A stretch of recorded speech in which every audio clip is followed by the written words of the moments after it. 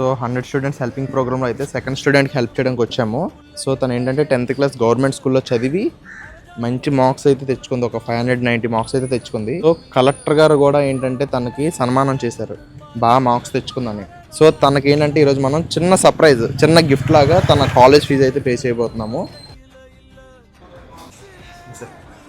ఫినాన్షియల్గా చక్కగా అమ్మాయికి మీరు హెల్ప్ చేయడానికి ఎలాంటి ప్రాబ్లం సార్.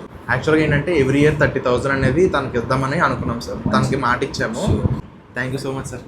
ఏదో నార్మల్గా జాయిన్ అయిపోయాను. నేను అసలు ఆపేస్తానేమో, ఇంకా నా జర్నీ కంటిన్యూ అవుదేమో అనుకునే టైం సమరిటన్ ఫౌండేషన్ వాళ్ళు నీకు పే చేస్తున్నారు అనమాట. భర్త నీ పేరు నిలబెట్టాలి. మరి ఈ 6 years నీకు ఎందుకు పే చేస్తున్నాం అమౌంట్?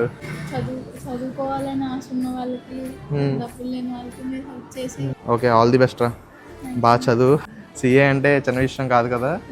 మంచిగా ఒక స్టేజ్కి వచ్చావు అనుకో, నువ్వు 10 మంది స్టూడెంట్స్కి హెల్ప్ చేయొచ్చు.